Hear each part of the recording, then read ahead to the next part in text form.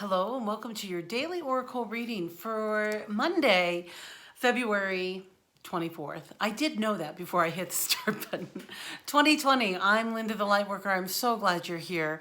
I am a shamanic practitioner. I do oracle readings. I also hold sacred space and I do spiritual counseling.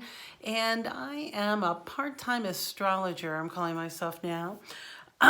So if you'd like to book an appointment with me, all my information is down below. If you have questions about your life or where you're headed or some clarity about decisions, please give me a call or, email me at LindaTheLightWorker@gmail.com or check out my website, LindaTheLightWorker.com, and I'll get back to you just as soon as I can. All right, let's jump into our cards. This is a general reading for everyone, and I don't think I'm going to even mention the suits. Well, who knows what I'll do in the future. Today, the first card is from the Suit of Swords. Suit of Swords. And now the swords typically relate to our air signs, which are, I just said I wasn't going to do it, and here I am. Aquarian, Gemini, and Libra. And it's also about how we behave in the mental plane with these air signs. So we have, look at this person, looks like they're injured. I mean, they have a crutch there. Well, we don't even know if they're needing their crutch right now. And they're resting in their sanctuary.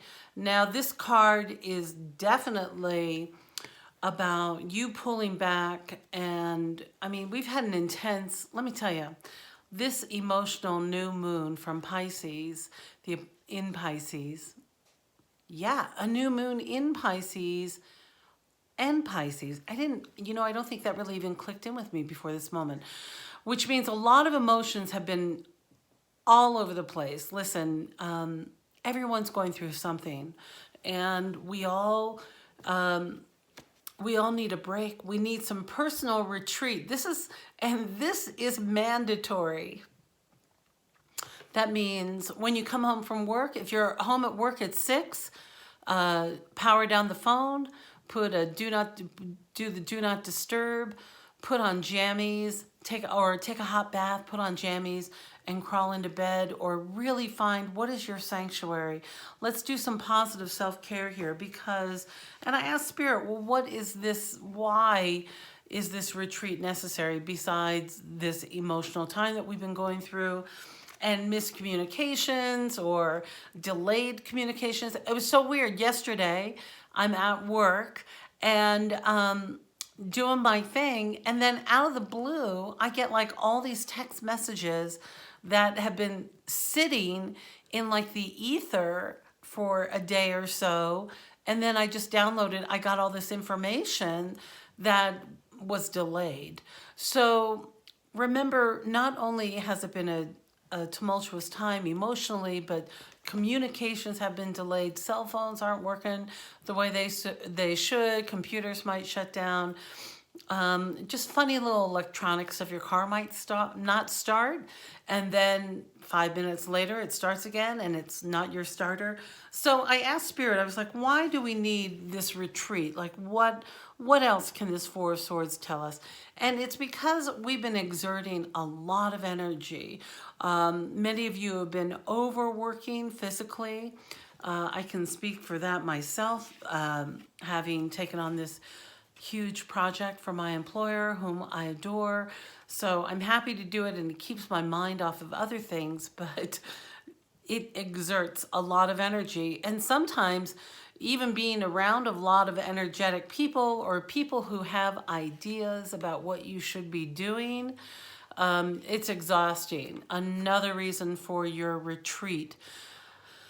I know you've got decisions to make. A lot of you are making big decisions, relocation, job ending, all sorts of big personal life stuff happening, and you've been thinking about it or getting others' opinions. So be sure to schedule in and make you the priority today about taking care of yourself, really getting that extra rest or meditation in, meditate over the lunch hour if you can.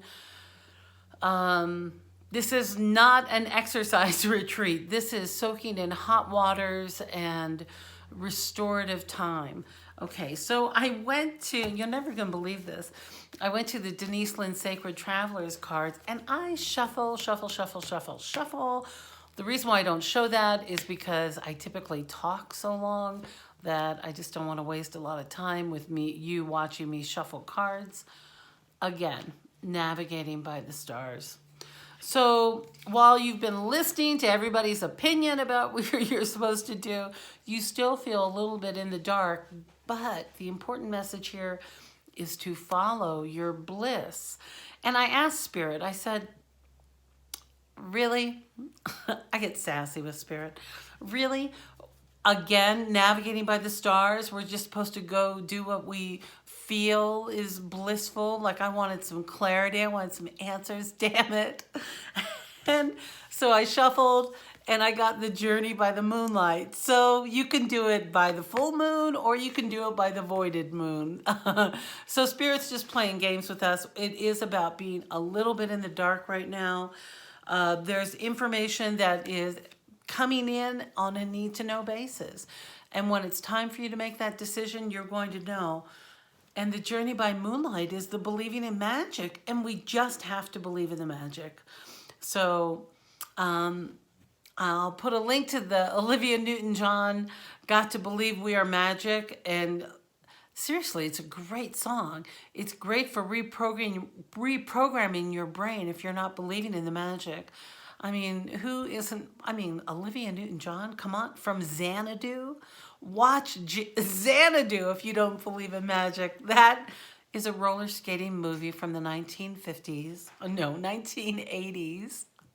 From, oh my God, it's crazy. It's a crazy film. Even sober. So believe in the magic. Magic is all around us. We've got to believe in the magic. And then our final card today, which I didn't quite understand, is the commitment card. And the message here is, my commitments increase my joy and freedom. And, but look at this commitment. Do you see how she's looking at the heart?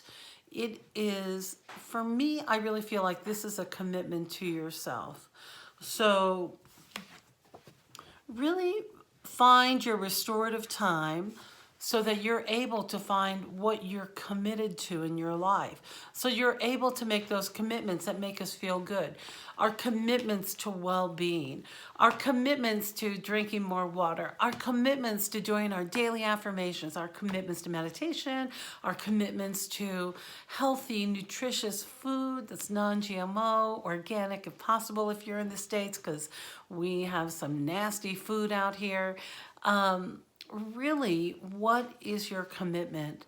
And take a look at that and just meditate on your commitment to yourself during your restorative time. Okay, well, you know, it's so funny because like I'll look at a card and I'll be like, I don't know what that means. And Spirit says, just start talking.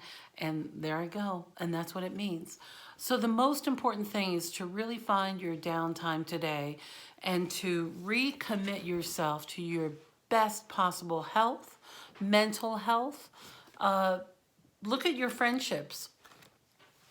This one's a tough one. You know, especially with long-term friendships. Look at your relationships. Like, who are you committing your time to? Is it to somebody who brings you down or is dominates all the time? You know, I'll share a little story here. My sisters and I were all taught to meditate at a very young age. Mother got us into transcendental meditation so she could lose weight and levitate. And the hippies were doing it. And she was not really a hippie, but I mean, the Beatles were doing it and the Maharishi was everywhere. And I was 11 years old. So when it was available, we went, we learned our mantras. One of my sisters completely rejected the mantra and said, this is BS. The other sister really kind of got it and really still uses and practices it today. And I, of course, learned how to meditate, and it was a natural for me. I was able to do walking meditations at a young age. I mean, that's one thing that they did teach children, that meditation does not mean just sitting and chanting it's not even chanting, but using a mantra can help for that. So anyway, I digress, why was I telling you about my meditation path? Commitment to the self. Oh my gosh, this is what happens when I go down tangents. It's going to come to me. And I don't know how to edit. So, darn it, Spirit. Spirit is always playing games with me. So I guess that's all I needed to tell you. Meditate. Meditate now. Meditate to this day. Oh, okay. So because we were able to do that meditation, see, it's like you're in the room with me. Because we were able to learn how to meditate, we learned to calm ourselves, all three of us, my sisters and I. And my mother required a quiet home. So we had a quiet house. Except when we were practicing music and doing a few other things. So why I bring this up, looking at our friendships, because we are able to quiet ourselves. The more you're able to quiet yourselves, the more your needs are met. And then it increases your ability to be a good listener. So pay attention to the friends you surround yourself with. Sometimes I really enjoy being with my friends who talk nonstop, can start on a monologue, and I mean, I'll try to interrupt or interject or participate, and then they just are still talking an hour and a half later, and I haven't said a word except maybe nodded or felt like they just required all my attention. Because as women, sometimes it's really helpful for us to get, I call that word vomit out, so we can find our own clarity. But if you find yourself in friendships that none of your needs are being met, and you're always giving of yourself, notice your commitment to yourself. That's not good for your soul. Finding the balance in relationships so that it is give and take, so that your needs are being met and others' needs are being met at the same time. It's a win-win. So pay attention to those commitments today and who you're surrounding yourself with, because perhaps it's time to allow for new people to come forward in your life. All right, my dear, I've rambled on a long time today. I hope you know how much I love you and how grateful I am you stopped by and watched my videos. And if you're one of my new subscribers, thank you so much for being here. If you're interested in booking an appointment with me, all my info is down below. I am planning on starting a March special next week. This week. Yeah, oh my gosh, it's March 1st on Sunday. So I'll be having a March special coming up. I'm going to be trying to raise some money so that I'm able to fly out to Pennsylvania to help care for my sister. And I won't be able to do it without your support. So think about that, and I'll let you know what my specials are coming up. And I am so looking forward to seeing you next time.